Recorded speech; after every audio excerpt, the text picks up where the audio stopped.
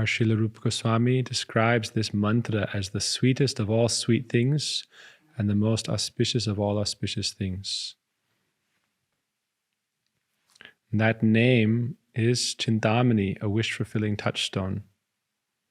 It is non-different from the absolute truth himself and herself, Radha and Krishna.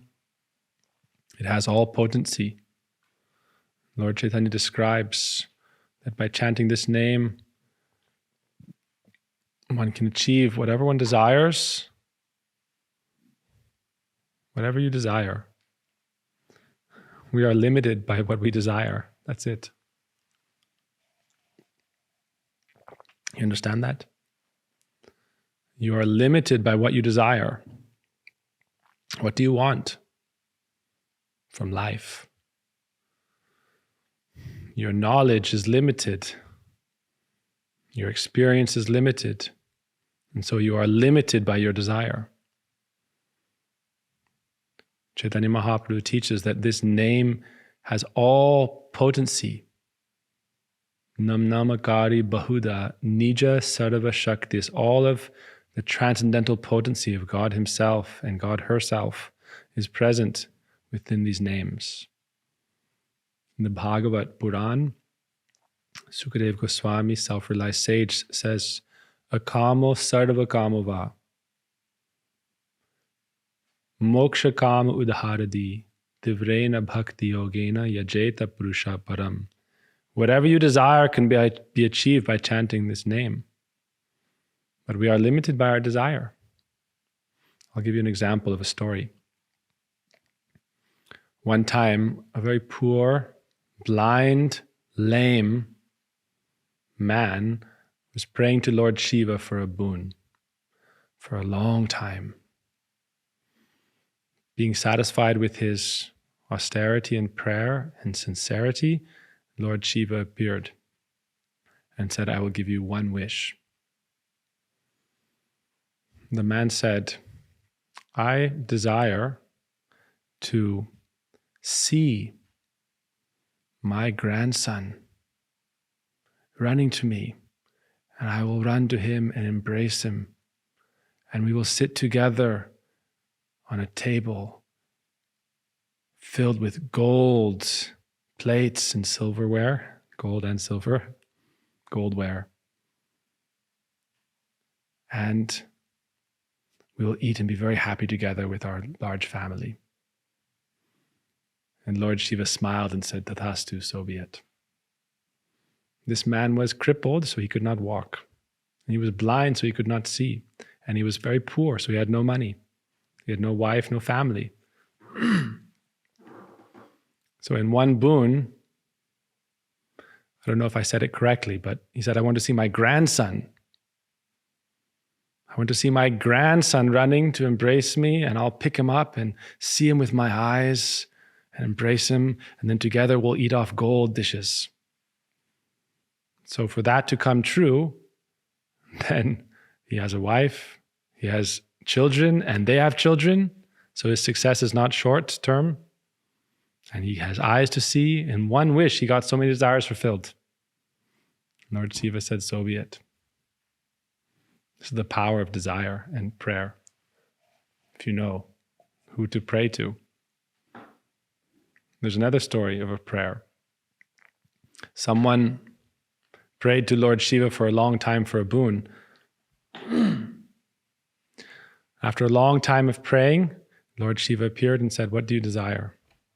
And he said, whatever I touch should turn to gold. And Lord Shiva said, okay, whatever you touch turns to gold. He was very happy. He touched his glass, it turned to gold. Touched his plate, turned to gold. He began to shout in joy, touched the table, it turned to gold. He was ecstatic and in ecstasy. He was so happy, he wanted to share the news to everyone. He called his family together. I have been blessed. I have this great power. And he embraced his wife and she turned to gold. And he began to weep and lament, and he put his hand on his face and he turned to gold. Alas, alas. He became gold.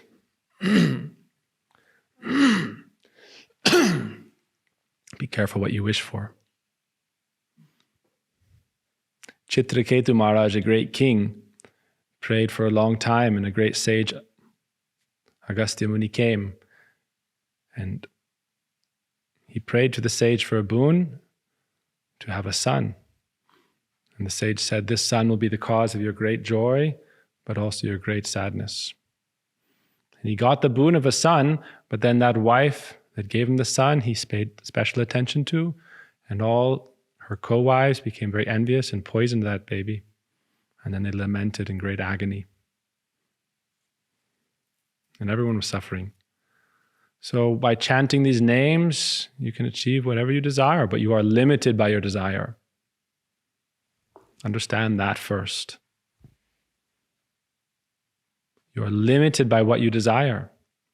So part of our process of self-realization is understanding what is actually possible.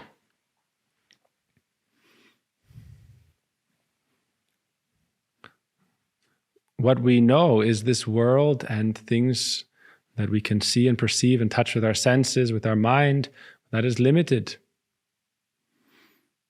This is the world where my gain is another's loss. Not always, but often. And we're living in this world of duality where joy and pain come together, like salt and pepper at a restaurant. Joy, pain, joy, pain. And they're in one shaker, so you can't even separate them. Imagine you get salt and pepper in the same shaker, joy and pain. You can't avoid it.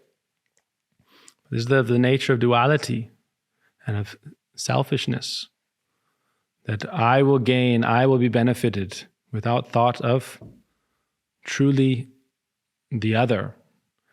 Those we want gain for are extensions of ourself, family, even nation, extension of my self-desire. So we are limited by our desire. So our gurus come and say, chant this mantra, it can give whatever you wish for.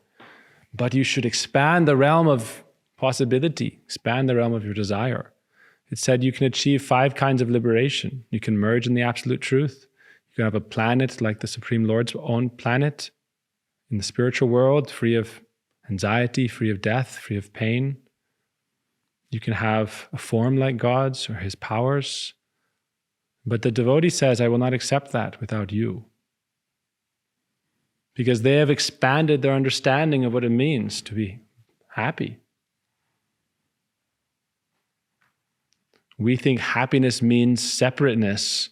Happiness means enjoyment of our senses. Happiness means position. Happiness means so many things. We put the label on it, happiness.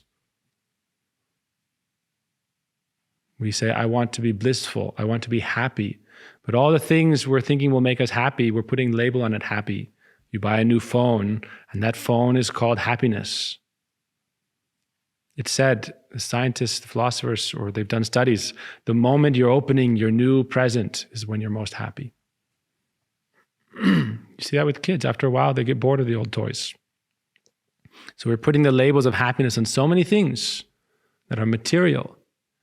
But real happiness is something spiritual. Ananda is spiritual. Ananda means bliss. It's not sense gratification. And so we pray to God. Most people in this world, not most, I won't say like that, but it's a large part of, modern religion to pray to God for material things.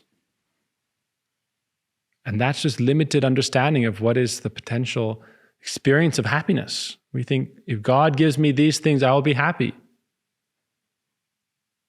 Dhruva Maharaj, a boy who became self-realized at a young age, he prayed to God and worshiped God chanting these mantras, Gopal mantra that we chant, and Om Namo Bhagavate Vasudevaya. He chanted these mantras, and the Lord appeared to him, but he wanted a kingdom greater than his father's.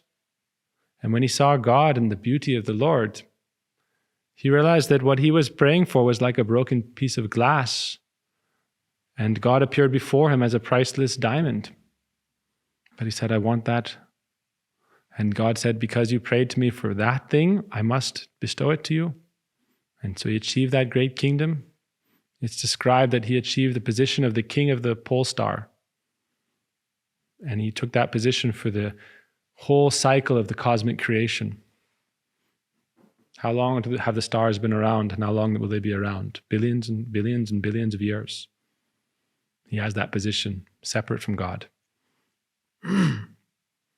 So we are praying with these mantras.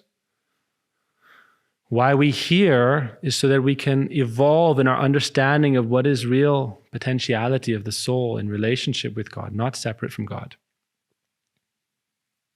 The sages who transcend impersonalism realize that there's a higher sweetness in that divine connection with God that outweighs any other possibility of happiness. Therefore, in the Bhagavad is described, Savai Pungsam Paro Dharma. The highest dharma is not mundane work or maintaining society. The topmost dharma is love for God and relationship with God. That is the topmost dharma. Savai Pungsa Paro Dharma Bhakti Radok Sajay, devotion to the transcendent. That which is beyond the senses. And so our practice here is to develop that devotion to the transcendent. And then by the process of mantra and guidance and our practice, we realize our own divine nature. And then we can have true converse. That means true reciprocation or exchange of love with the transcendent. Therefore, the scripture says, Na deva deva marchayet. Until you are divine, how will you reciprocate with the divinity? Unless you come to that deva platform, the divine platform, you cannot ultimately have any kind of exchange of love with Krishna. So that is our process. Therefore, when we take mantra initiation, in our scriptures it's described, it's the spiritual alchemy which takes us from this material state of consciousness to the real state of consciousness, which is spiritual. Consciousness is spiritual. And most of our desires and prayers to God are in relation to matter. Dear God, give me things in this world. And I thank you when you give me things in this world. Matter. Infatuation with matter. We do not deny this world, but we see it as a speck of the splendor of the absolute truth. And therefore we seek the essence, which is God. So when we see things beautiful in this world, we don't covet them. We honor them, and we engage them in loving service, and we engage ourselves in loving service. Understand? This world is not bad. The things in this world are not bad. Krishna says, anything wonderful in this world is a speck of my splendor. And the Bhagavad Gita describes this. We've been speaking about this. So when you see beautiful things, someone who is offering themselves, anything they take, they will offer to Krishna because they have offered themselves. And they realize that the highest desire, the highest sweetness is in relation with the absolute truth, is with devotion to the transcendent. Necessarily, then you must come to that transcendental position. And that is bhakti yoga.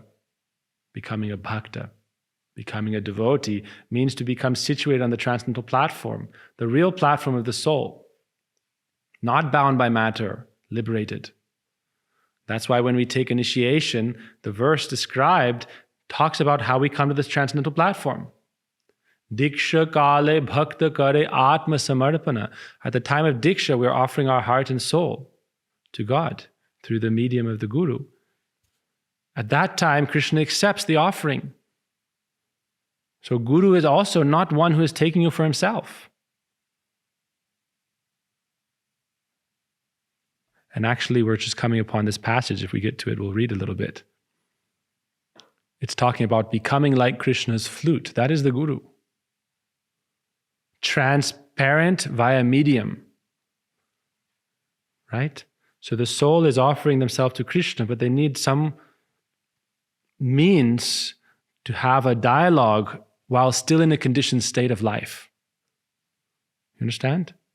While we're still in a conditioned state of life, how do we have a dialogue with Krishna?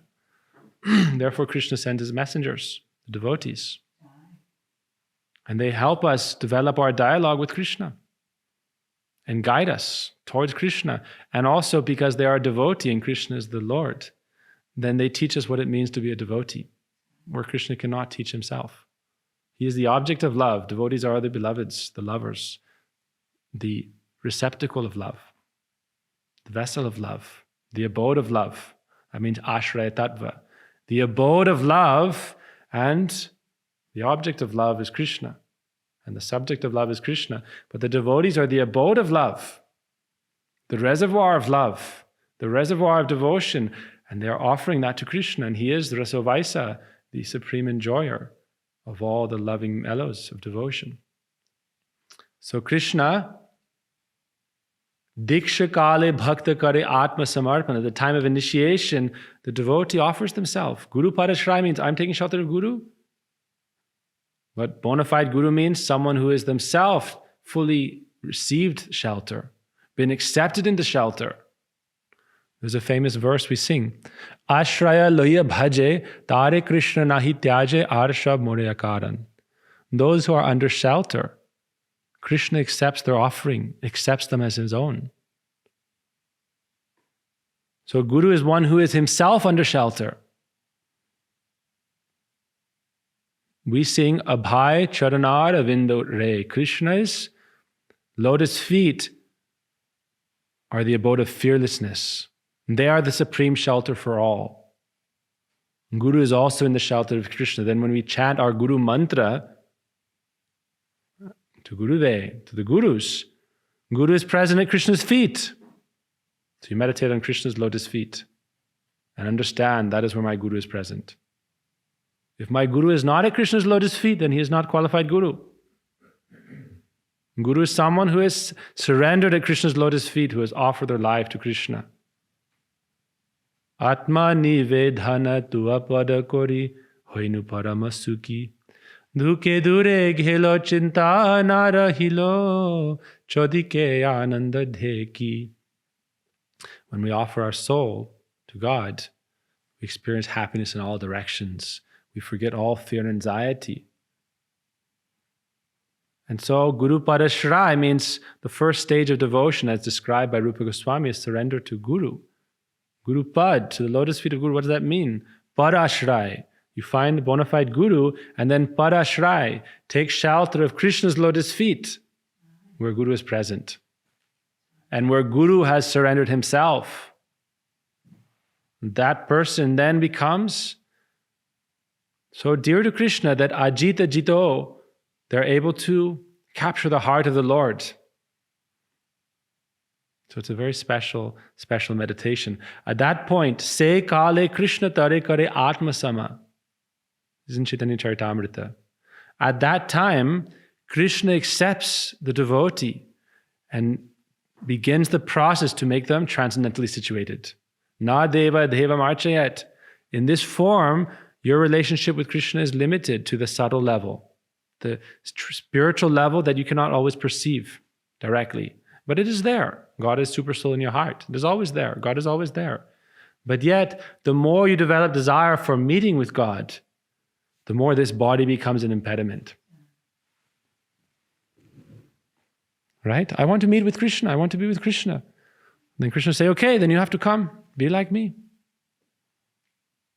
I have transcendental form, not a material form. Na deva deva march. So therefore, you surrender to Guru, but then, because Guru is like the flute of Krishna, that means Krishna's transparent medium, Krishna's mood, Krishna's desire is transmitted through Guru. Therefore we sing, Guru Mukha Padma Vakya Chitete Koriya Aikya Arna Koriyo Maniash. May the words of Guru become one with my heart. Why? Because Guru is like Krishna's flute, distributing Krishna's message. That's why Swami Prabhupada wrote Bhagavad Gita as it is, not my Bhagavad Gita. Nowadays, everyone puts their own Gita commentary like they're the author. It's Krishna's Bhagavad Gita, you make your own Gita. Sadguru Mahadev Gita, or Brahmalin Gita, Paramahansa this and that Gita. Why are you speaking on Krishna's Gita? Bogus person? You have no right to put your own nonsense commentary on Krishna's Gita. This is Krishna's Bhagavad Gita. And so if you're teaching Krishna's Bhagavad Gita as it is, not of your own nonsense, what is Krishna's message? What is the message of the Guru Varga? That message, that intention, that heart and soul of Krishna, then you describe it. Then Krishna's mood is transmitted through the melody of the Guru's teachings, like his flute. We're right on that passage. I wasn't thinking to connect the topic. I had no plan for any topic tonight. But this is a very important teaching. When we offer ourselves to Guru, actually Krishna accepts us as his own. Because Guru is not the enjoyer. Guru is himself surrendered to Krishna. And therefore Guru is your intimate friend. Therefore the first 4 stages of devotion after Guru Padashraya is what? Krishna Dikshadi Shikshanam. Not my Diksha Shiksha. Not Guru's Diksha Shiksha. Rupa Goswami says, Krishna Dikshadi Shikshanam. When you take shelter of the Guru, Guru gives Krishna's teachings and Krishna's mantra. Then third is Sadhu Vartmanu Vartmanam. Then you follow the footsteps of the sadhus who have shown you the path of spiritual life to achieve the lotus feet of Sri Krishna. And fourth, Vishrambena Guru Seva. Then you can develop intimacy with Guru as a bosom friend. So at that stage, Krishna brings you through the process of sadhana bhakti towards this platform of transcendental life. So that we no longer have to experience separation. In this body, our teaching is separation. We are in this material body, and we are faced with the difficulty of material situations of life. But Krishna says, Kore Atma Sama, I accept you. So I must make you transcendental. That means your soul will be born with its own form, its own nature. Krishna has name, form, qualities, and pastimes. So how are you going to relate with Krishna unless you have name, form, qualities, and pastimes? What is your relationship with Krishna?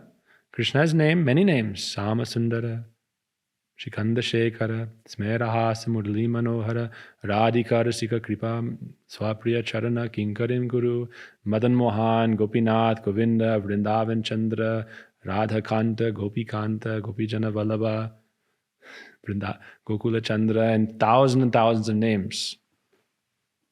So to relate with Krishna, he says, Kore Atma Sama, Ste Deha Karitar Chirananda Moy. At that time, he will bestow upon you your transcendental body.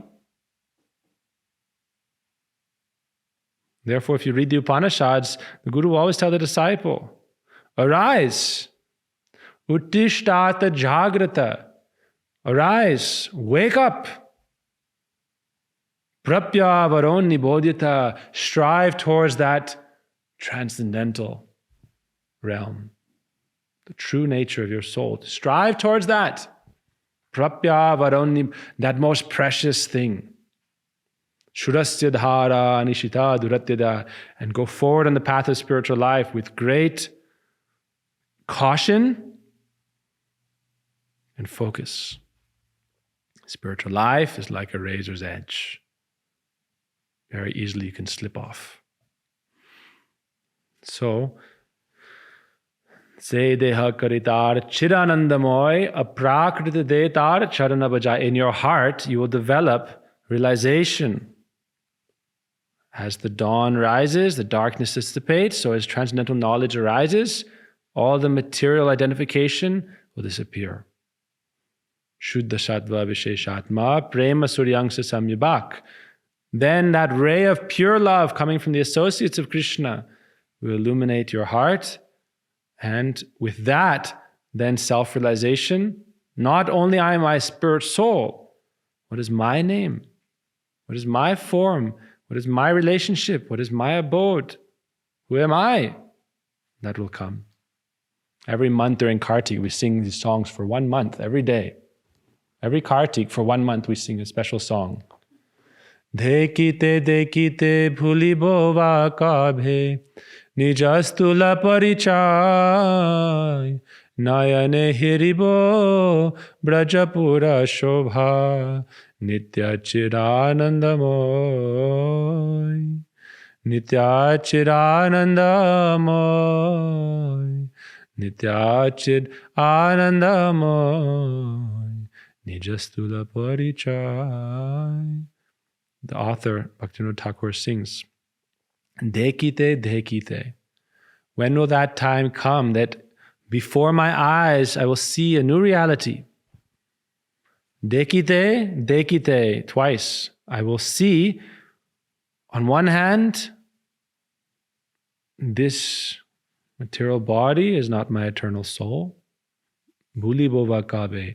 And I will then understand its purpose. It's a vessel for service, a vehicle for service. But then, dekhite, second dekhite will, who am I? Self-realization. Braja Pura Shobha, I will see the effulgent transcendental reality and my own presence there. I will be born in that realm. And that is our path of spiritual life. In that condition of life, then Diksha is complete. Now we are entering the school of Diksha, but we graduate the school when we are born in the spiritual world. That is graduation. So your process of Diksha is complete when you graduate from the school of the material world and you enter the transcendental abode of love, Sri Krishna. There you can start to understand what is the relationship of love with Krishna and his associates. So our gurus come to give us this desire. Tatra lolyam apimulyam ekalam janma kotir sukriter na labhyate. The gurus come to give us this desire, to awaken this desire within us. That is our property. That is our wealth. That desire is our real possession. I spoke about this the other day. Our most valuable possession is our desire for love of Krishna, for relation with Krishna's eternal associates in the spiritual world. That is a reality experienced by our whole lineage of gurus. They are existing on that reality. And for them, this is their place of mercy and pastimes to help jivas, conditioned souls, come to them, to that abode of beautiful, blissful relationship. So that is our process. Develop that desire. And so we read these pastimes to understand a glimpse of the sweetness of that realm, the beauty of that realm, to understand that that most exclusive hidden place is there where Krishna is enjoying his sweet, beautiful, loving pastimes. And it is accessed by those who have that pure and clear desire to be there in that realm, having shed all the other layers of other different desires. And then they become like Krishna's flute. So here we're reading it. Vairagya, or renunciation, means giving up all attachments, becoming clean and hollow, like the flute of Krishna. Then Krishna's full breath can pass through his flute without any obstacle. Chaitanya Mahaprabhu, Radha and Krishna desire that their followers become like a flute, like Raghunath Das, without a scent of attachment to anything of this world. As long as you have attachment and desire for this world, you are bound to this world. Gurudeva many times would have the devotees sing the song Gauranga Bolite Habe. And in the third line it says, Bishaya cha diya kabe shuddha habe mana kabe hamahe rabo Shri Vrindavana. When will I give up desire to enjoy my senses in this world? At that time, the beautiful realm of Vrindavan will manifest in my heart. I will see it and be able to enter that abode. But what is necessary? Ar kabe nitai chand karuna hoibe Sangsara vasana mor kabe tuchcha habe. We must mitigate our material desires by awakening spiritual desire. There's the famous saint Mirabai. Her desire for Krishna was so great that she was able to give up kingdom, high position as a princess, all the comfort that goes with that, and she became a mendicant in Vrindavan. And she began to weep and pray and sing beautiful songs to Krishna. And Krishna is bound to accept. In the Bhagavatam, there's beautiful verses of Radharani where she's praying in separation. So I said I would speak tonight about the moods of separation of Radharani from Krishna and the meaning of separation and meeting. Radharani prays that when Krishna left Vrindavan in this world, in his pastimes in this world, Radharani felt such strong moods of separation from Krishna that she gave up all activities. There was no one to serve, no reason to do anything. And she was incapacitated by her moods of separation. She would lay on the ground, breathing very heavily. After every few minutes, one breath would come out. And the gopis would use cotton to see if she was still alive, sometimes for 5 minutes, and then she would exhale. And she was laying on a bed of flowers, petals, in great separation from Krishna. This is the soul longing for God. And having met Krishna and been with Krishna, then separation was the greatest agony. She could not tolerate it. Her maidservants experienced her moods completely. So one time, Rupa Goswami, who is also Rupa-manjali, in this physical world, material world, he was hearing stories of Krishna. And everyone around him was weeping because the stories were so beautiful. But Rupa Goswami was sitting like a statue. And they thought, how is it? He is so great, but he is not weeping. We've heard he has the most love, but he alone is sitting silent. And then one of the devotees came and brought a piece of cotton. They placed it under his nose. Nothing happened. After 2-3 minutes, he exhaled, and the heat of his separation was so great that cotton began to smoke. Why? His separation is not his own. He's experiencing the separation of Srimati Radhika from Krishna and is unable to tolerate. Simply hearing about Radharani's separation, he's experiencing her moods of separation. And as she is laying in Uddhava in pain of separation from Krishna, he is also experiencing that. So this mood of separation is a deep mystery. It's described that separation and meeting are like two banks of a river. And the river is prem, pure love. And the mystery of it is that in separation, you're experiencing meeting. This is how it's described. Like iron and fire, your consciousness is so absorbed in the object of your love that it becomes like iron and fire, and then all the qualities of fire are with you. That means you are meeting. Krishna wrote a message back to Vrindavan and said, every night I'm coming, speaking with you, dancing with you, bathing in the river Jamuna with you. I'm there with you. You see me like an apparition, but it is actually me. It is my heart and soul. I am present with you. But you are at that time you are with me, you are joyful. But any moment of separation is like agony. Why is it described like that? Because for us to understand the depth and the intensity of their love, it's how you can see, gauge it. For example, when Krishna left the rasa dance, the other gopis were experiencing separation.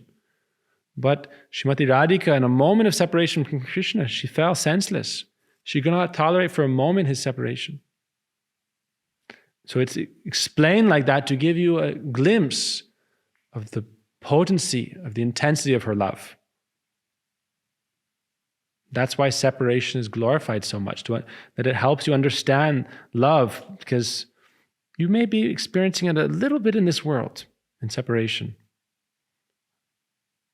And it feels like the purpose of your life has left you. The purpose for your life is gone. There's a song by Chandidas, a great poet from like 1,000 years ago. He wrote a song of the mood of Srimati Radhika in separation.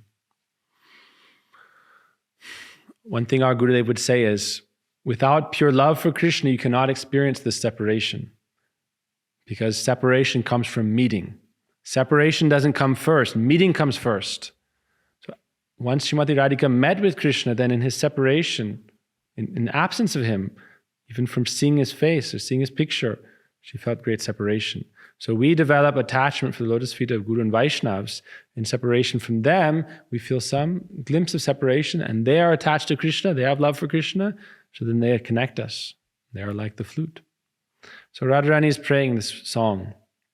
Sukera laghiya e ghara bhadinu agune pudiya gelo. She said, I built this beautiful house with so much happiness. With great happiness, I built a house. And just as I was finished, it burnt to ash. So, O Krishna, you came, you danced with us. If you read the Bhagavatam, Krishna dances with the gopis, and then soon after he disappears. For 100 years he left Vrindavan. So Radharani, in her desire to meet with Krishna, growing up in her childhood, she had so much attraction for Krishna. This is the natural longing of the soul for God. And then that was consummated in her dancing with Krishna. And then Krishna left Vrindavan. And so she is thinking, I spent so much time building up this house, which is my love for you. And with so much love for you, I built this house, which is my desire to be with you and to serve you. But you left. Then this house has burst into flame and become ash. Without you, what is the necessity? Immediately is ash. That's why Mahaprabhu sings in the 7th verse, Shikshastakam, Shunyayatam jagat sarvam govinda virahena me. Without you, Lord, this world is void. Yugaitam nimeshena chakshusha pravishaitam. In separation from you, tears are flowing from my eyes like torrents of rain. And a moment seems like many years. So Radharani is singing like this. Sukera lagiya e ghara bhadinu agune pudiya gelo. Ami asha ghare Shnana korite shakali garala belo. I swam in the ocean of nectar of your beauty and your sweetness and your love. But that nectar turned into poison.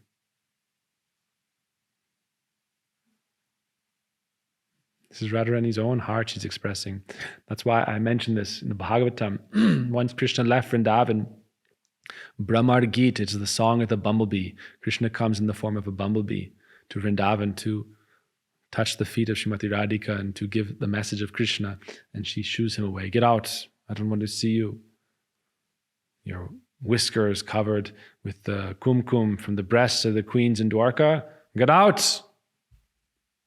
What are you doing here? And she speaks of Krishna and she says, oh, that love for you became like poison in separation from you. Gurudev would say, love for Krishna is like the sweetest nectar you can imagine. And you're drinking it, and then it becomes boiling hot. And it's burning your throat, but it's so sweet you cannot stop drinking it. That is separation from Krishna. That is separation. So Radharani is saying like that, I'm swimming in the ocean of the nectar of your beauty and your sweetness and your love, and then you disappeared from us. So this is our process of spiritual life. As we are developing in spiritual life, some taste starts to come, and the world starts falling apart. It's described, the bhav bhakti, as spiritual ecstasy starts to develop. And then it's like a wild young elephant cub starts to run through the garden of your body and your mind. That's how it's described. Your body, your mind is like a garden, beautiful flowers. And a wild elephant cub starts to run through it and smash everything. Yes? I'm sorry. That's not attractive. makes me just very, very sad and very much, I don't want to be a part of that.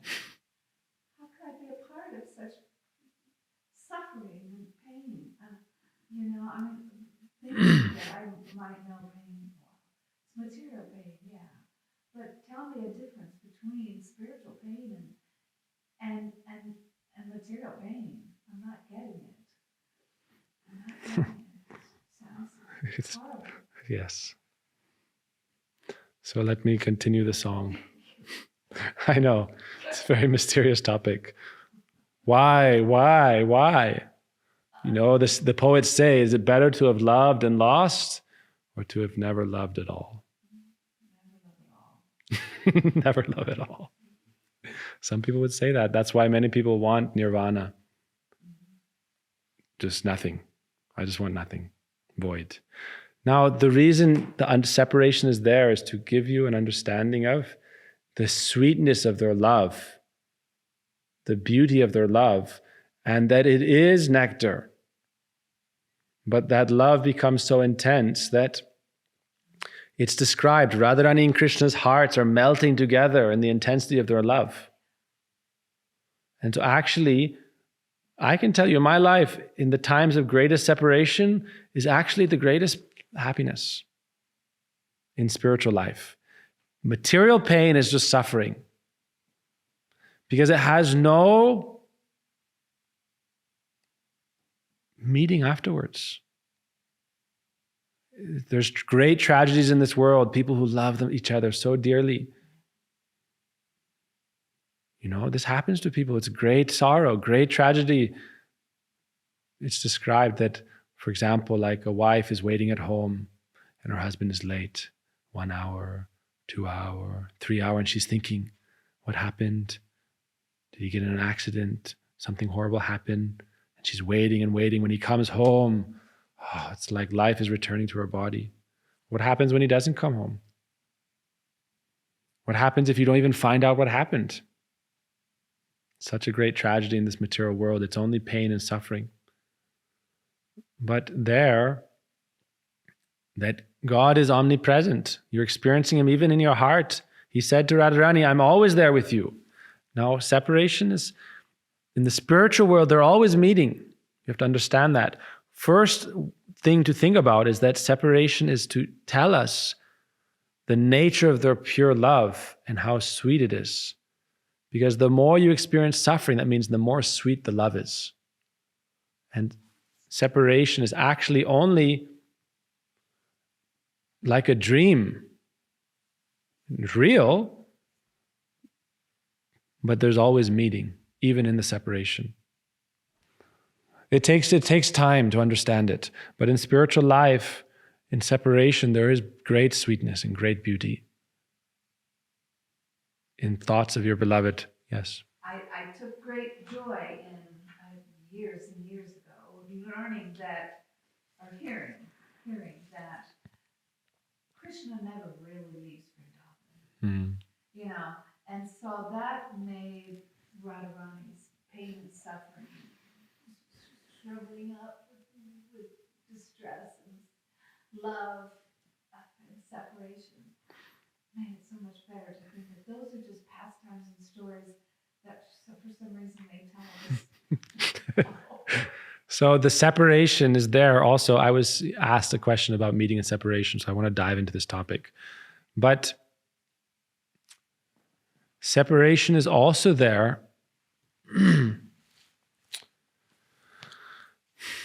to help us understand what is selfless love.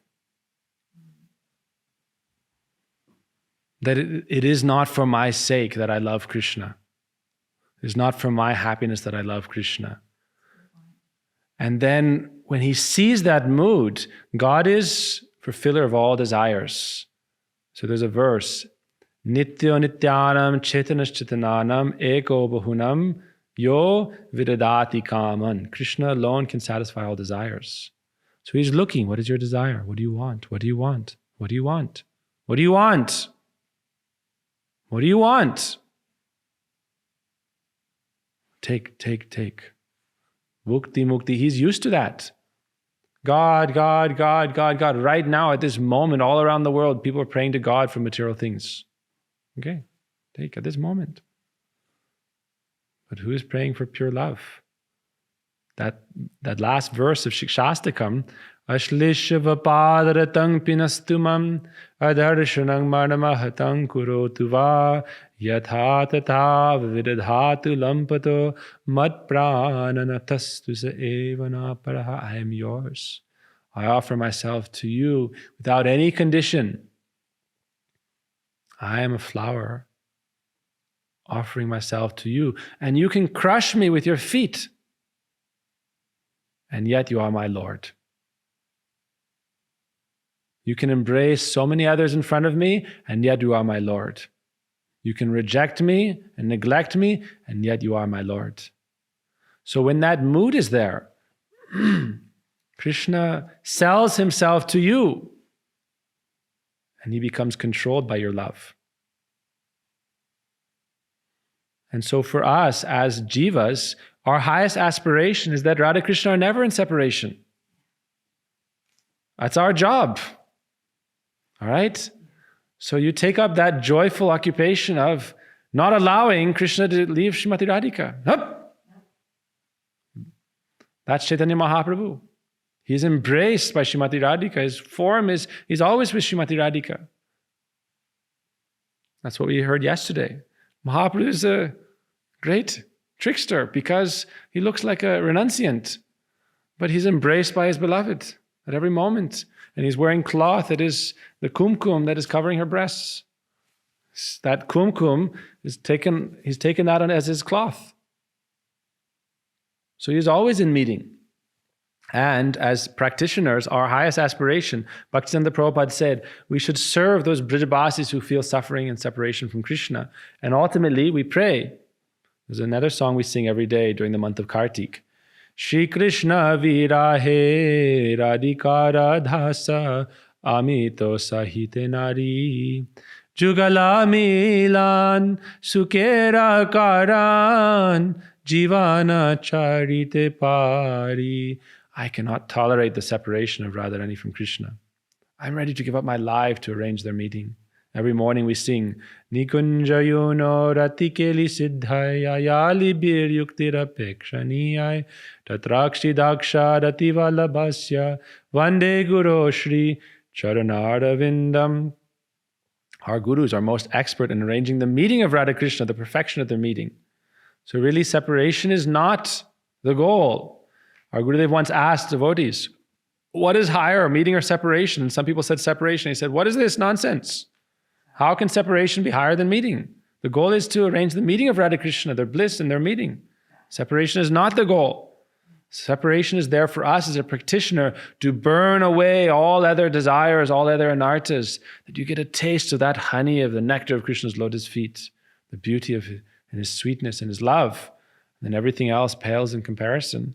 And then you feel separation from that. Narad Muni saw the beauty of Krishna, and then Krishna disappeared and said, why can I not see you? And he said, you practice, you chant my names, you spread the message of Krishna, you travel, and you do your practice, but you will come to me, have no doubt.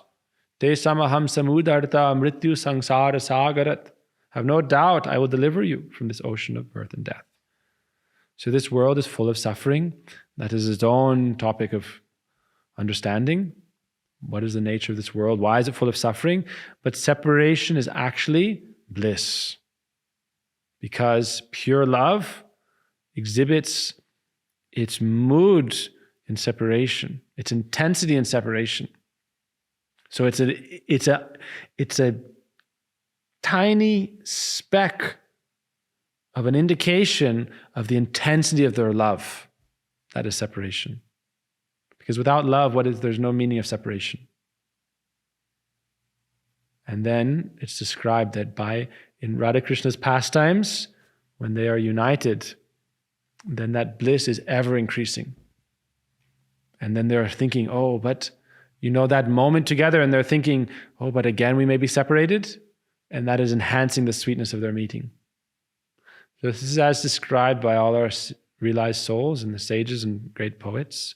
Transcendental poets have described like this. So for us, it is a great mystery, but we try to understand it gradually. We won't understand it at once. It can't be understood all at once.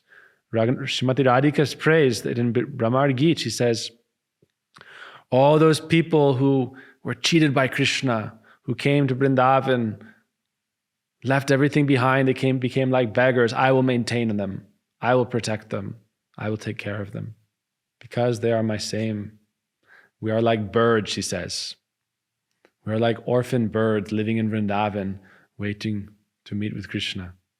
And surviving, just like a bird is praying, I will only take the water coming from the Swati Nakshatra constellation, clouds that are raining in that time, that is only Krishna. I will only accept Krishna. And so we're waiting for that. So Radharani says, I take personal responsibility for them.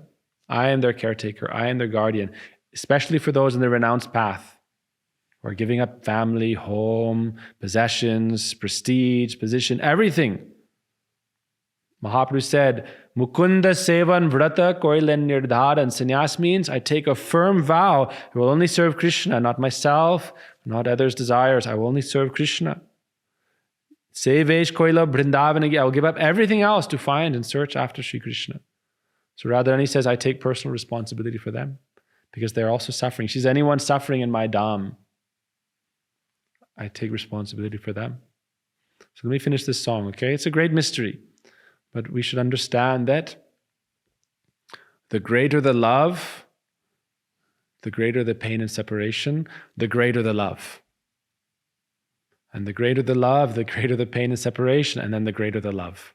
And in this way, the spiritual world is ever fresh, ever dynamic, always expanding, never diminishing. And even in separation, you're experiencing the greatest bliss. This song is there to help us understand the pain of separation. But we should understand that it is an indication of the intensity and the sweetness of their love. I am swimming in an ocean of nectar, but that ocean turned into poison. This is the songs of our great sages. So for us, it is important just to hear this, even without understanding. Offer our respect to it. Even without understanding. It's the pain of Srimati Radhika herself in separation from Krishna. Yes? We'll be with Radharani. Yes. So that's Some consolation. totally. Okay. So we'll read these songs really quick and then any question. We got through like one sentence of the book today.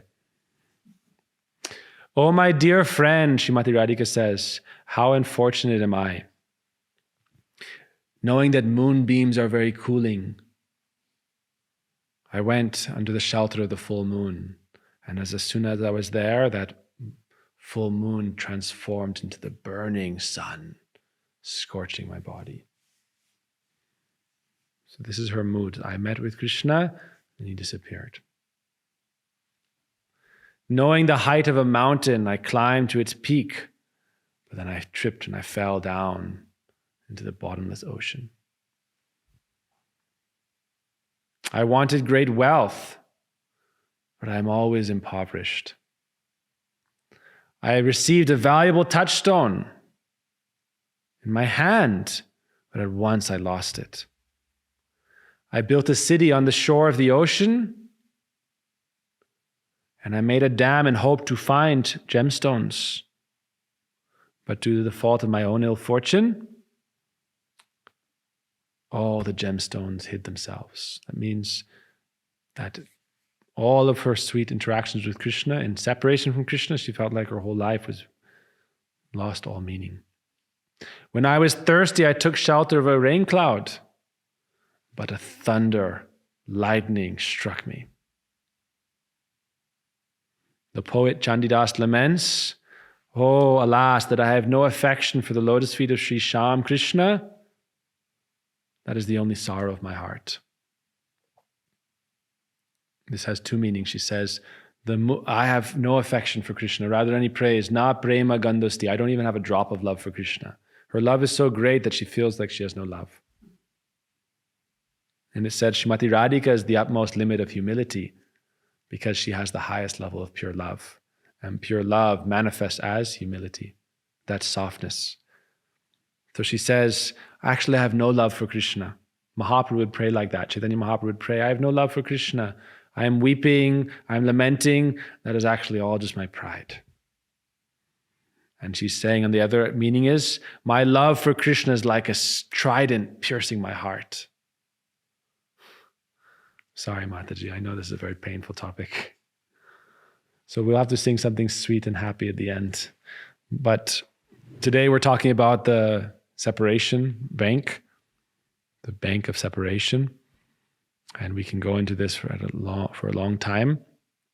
But it's because we're talking about Mahaprabhu. And there's a lesson here for us. And separation is not the goal. But you should understand that selfless love, okay? Yes? What is your question? Shaking his head, no. Okay, we have to think of something happy in the end. I didn't come planning on this topic. All right, let's read something else, okay? Forget separation. No more separation, okay? Jaya Jaya Radha Krishna Jugala Milan Arati Karo He Lalita Rishaki Gan. All glories to the beautiful meeting of Radha Krishna. We sing this every day. We do arti every day. Look, they're not separated on the altar? How are they separated? We chant. You understand the separation and then understand why we chant the Mahamantra. Radharani chants this Mahamantra in separation from Krishna. This Mahamantra chanting in our mood of love is, I want to help the meeting of Radha Krishna, so I should serve in that. Hare Krishna, Krishna Krishna, Hare Hare, Hare Rama, Rama Rama, Hare Hare. I know this is a very confusing, difficult topic for devotees. But think of it. Are we meeting with Krishna right now? You are with Krishna right now? Yeah. Okay, Jai is right here. Very good. Haribo, Chandrika Mataji ki Jai. It's right here. Okay, so anytime anyone is feeling separation from Krishna, you chant Hare Krishna, Krishna Krishna, Hare Hare, Hare Rama, Rama Rama, Hare Hare. Srimati Radhika sits. Raghunath Das Goswami, the author of this book, gives a commentary of the Mahamantra, and he says, Srimati Radhika sits in separation from Krishna. She met with Krishna. And then the idea here is that 24 hours a day, if you're separate from Krishna for one moment, you're feeling separation from him. That is the intensity of their love. And in meeting with him, you are fearing, if we are separated, then, and it is intensifying your love and the sweetness of your love. Gurudeva would say, without separation, there is no meeting. Separation and meeting are the two banks of the river. That means without separation, there's no love. It's not that you are being separated, but any moment apart is separation. So 23 hours, 59 minutes, 59 seconds, 0.9, 9/10 of a second. Lava matra, for 1/10 of a second, if you're separated, then you feel some pain of separation from Krishna. So, Mahamantra, Hare Krishna, Krishna Krishna, Hare Hare, Hare Rama, Rama. Radharani sits. Raghunath Das Goswami gives this explanation. Radharani sits and prays and sits and chants this mantra. Every day we sit and chant this mantra. Radharani teaches us the process. She is the source of Krishna consciousness. We are serving her. So Hare Krishna, you are a thief of my heart. Krishna, you have stolen my heart because you are all attractive. You're full of sweetness and beauty and pure love. You've shown me that, and therefore you captured my heart. Hare Krishna, Hare, playing your flute, you captured my heart, and then I followed my heart into the forest to find you. I was sitting in my home and playing the flute. You pulled my heart out from my body to your lotus feet, to you. And so I'm searching after that flute, searching after that song, because I know if I follow that, then I come to the source, Krishna. We heard the story the other day about Krishna learned how to play the flute. So Radharani is searching, and she said, now she's remembering Hare Krishna, Hare. She's remembering her meeting with Krishna in the forest. While chanting the mantra, she's meeting with Krishna. You understand? We're chanting this mantra, Hare Krishna, Krishna Krishna, Hare Hare, Hare Rama, Rama Rama, Hare Hare. While chanting this mantra, she's remembering her meeting with Krishna, she's experiencing her meeting with Krishna, and Krishna is coming. In that moment she is chanting, Krishna is appearing to embrace her. And therefore, Nija Sarva Shakti is all his powers in his name. His name is the power. His name is him. So we chant to Krishna, and then this life is passing by like a dream until we are meeting with Krishna. Hare Krishna, Krishna Krishna, Hare Hare. Yes? And you said remembering. Radhe remembering Krishna and while she's chanting. Now we have a mind, and I know in the Bhagavad Gita, Krishna says, I am the mind. And I've always thought, well, when I think of Krishna, then that is Krishna, you know. And so that's always been consolation too, as far as separation. Yes. From Radha and Krishna. First, you have to understand that separation ultimately is impossible. Because the super soul, Krishna, is always residing with the soul in the heart. Separation is impossible. It's impossible to be separated from Krishna. Your consciousness is diverted, so you are thinking you are separate from Krishna. But he's always present, soul and super soul always present together. Always present together. Om means Radha, Krishna, and the soul. That is Om. That's how it's defined. Auma, Radha, Krishna, and the soul. And they're meeting. So we chant Hare Krishna, Radha Krishna. Krishna, I entered the forest to search for you, and you appeared before me and caught hold of my hand. Krishna, and you led me into the forest grove. Krishna, Hare Hare, and you removed all obstacles, all impediments, all coverings, and you met with me. Hare Ram, Ram Ram, Hare Hare, and you are my beloved. So through chanting of this mantra, we come to meeting Krishna. And we serve in their meeting. By chanting this mantra, we pray to serve in their meeting, and then we sing this beautiful song, Hari Bol Boyard, Madan Mohan, Hari Bogo, that talks about how to enter into Vrindavan. So I know it's getting late here. Yes, we all have places to go, things to do, and I'm sure many questions are there, but there are many things to hear about. For the devotees who have left their father, mother, wife, children, relatives, and home, who have forgotten this is my body in their attempt to maintain their lives, Krishna takes it upon himself to think about and provide for them. Yoga Kshema Vahamyam, Bhagavad Gita 9:22. So Raghunath Das, the author, made no effort to feed or clothe his body, and therefore Chaitanya Mahaprabhu was always thinking, where is Raghunath? How is Raghunath? What is he eating? How is his life? And he would always ask his assistant, Govinda, take care of my Raghunath. Or he would ask Rup Damodar, how is my Raghunath? And he would send him prasad every day and take care of him. So for those who offer everything to Krishna, Krishna himself provides and takes care of them. So there are so many sweet pastimes here. We got through one paragraph. Only a few more to go. Okay, so I offer my pranam to everybody. Separation is only to give you an understanding of the height of their love. So the goal is not separation. Gurudeva would say it is a nectar that is so sweet that you cannot stop drinking it, but yet it is burning. So your choice is to become zero, but that is also not the nature of the soul. Soul wants to be happy, soul wants to be in relationship, and so separation is actually just showing the beauty of that love. It's very beautiful. It's very sweet. Serve love. So, I don't know anything. Whatever words I've heard, I try to repeat in broken fashion without real knowledge. But, so I'm not able to properly convey all these things, but we can study the books of our acharyas. I can look through, if we want to continue in the topic of separation, there's a beautiful book by Srila Gurudeva Maharaj, Embankment of Separation, I believe that's what it's called. And Bhakti Rakshak Srila Goswami Maharaj also spoke very beautifully on it. So it's a very beautiful topic. If you develop love for Guru, and you experience separation from them, that separation is actually very sweet. And it leads to meeting. And there is meeting at the same time, because they are not separate. First, you understand that in constitutional nature, you are not separate. Paramatma, the Supersoul, is with you.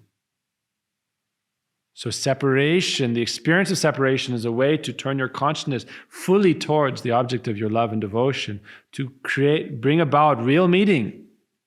Because now we are separate from Krishna by our consciousness. Krishna Bahirmukh. Oh, look at this thing.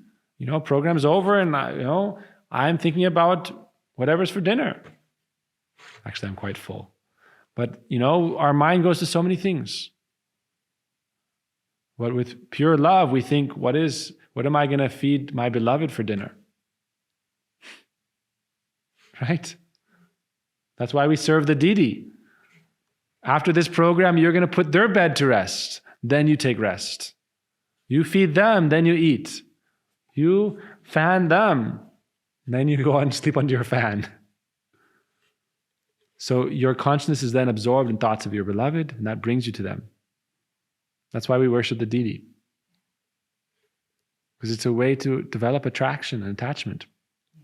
I'm making this sweet preparation for you. In our temple, what would be without the deities here? We'd be at each other's throats. Hey, why'd you cook this? I don't like that. But no, anything that we're cooking is for the pleasure of Krishna, and we very happily receive. Oh, Mother Chandrika is cooking paneer sabji today. Oh, Vrindavan Chandra is making nachos today. But no, every day, whatever we're making is for Krishna's happiness, and we are happily honoring his prasadam. The object of love is there, and we are the abode of love. And so separation is not possible for the devotee. Devotee is never separated from Krishna. Understand this. Devotee cannot be separated from Krishna. And in our line, we're never separated from Srimati Radhika. And she is never separated from Krishna. So we are never separated. That experience of separation may come. But it is only to enhance the sweetness, like salt in a drink of nectar.